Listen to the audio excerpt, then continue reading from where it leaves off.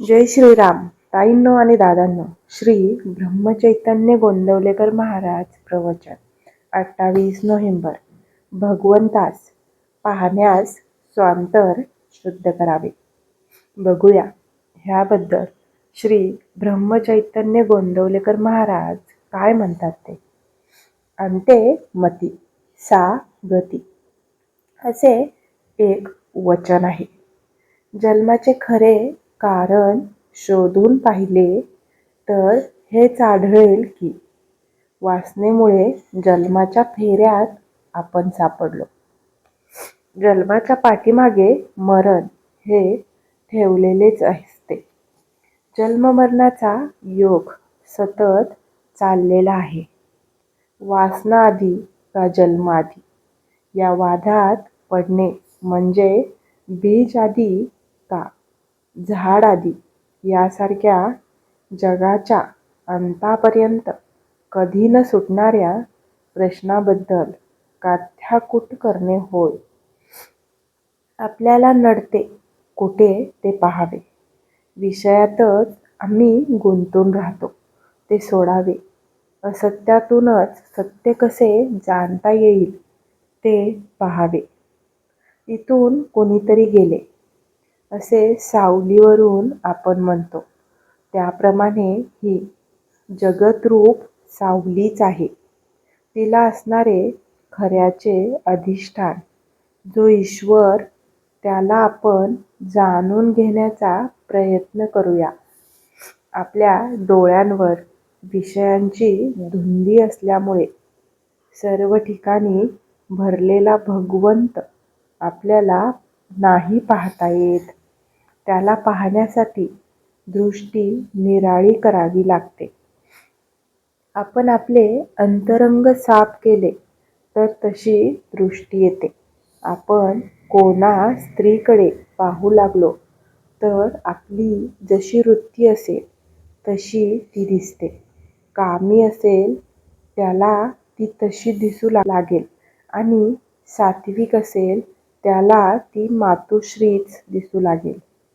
म्हणून काय की जोपर्यंत आपले अंतःकरण शुद्ध नाही तोपर्यंत आपल्याला सर्वत्र भगवंत दिसणार नाही.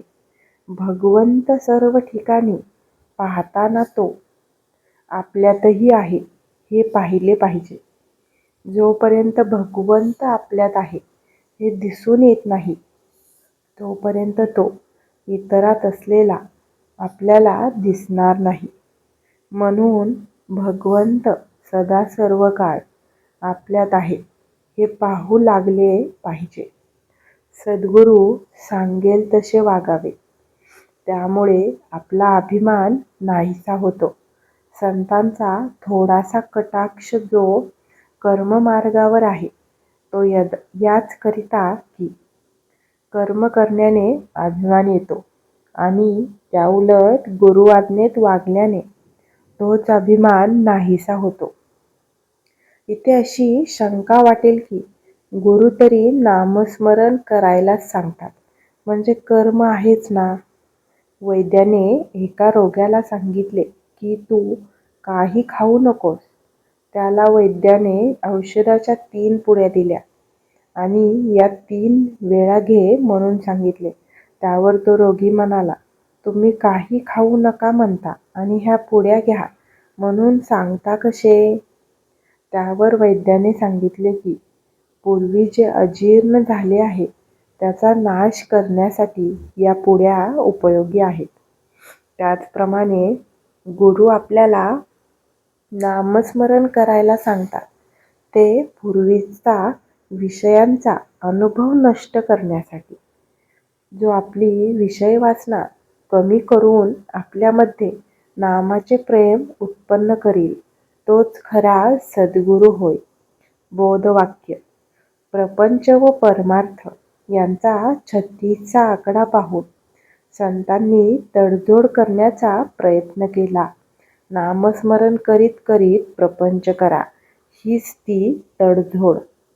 प्रवचनाच्या शेवटी आपण सद्गुरू ब्रह्मचैतन्य गोंदवलेकर महाराज यांच्या नामाचे नामस्मरण करूया. श्रीराम जय राम जय जय राम. श्रीराम जय राम जय जय राम. श्रीराम जय राम जय जय राम. श्रीराम जय राम जय जय राम. श्रीराम जय राम जय जय राम. श्रीराम जय राम जय जय राम. श्रीराम जय राम जय जय राम. श्रीराम जय राम जय जय राम. श्रीराम जय राम जय जय राम. श्रीराम जय राम जय जय राम. श्रीराम जय राम जय जय राम. अयोध्येचा राजा आणि आपल्या सर्वांचे आराध्य दैवत म्हणजेच भगवान श्रीराम आणि श्री ब्रह्मचैतन्य गोंदवलेकर महाराज यांच्या चरणी नमन करून मी आजच्या प्रवचनाचा शेवट करते. धन्यवाद.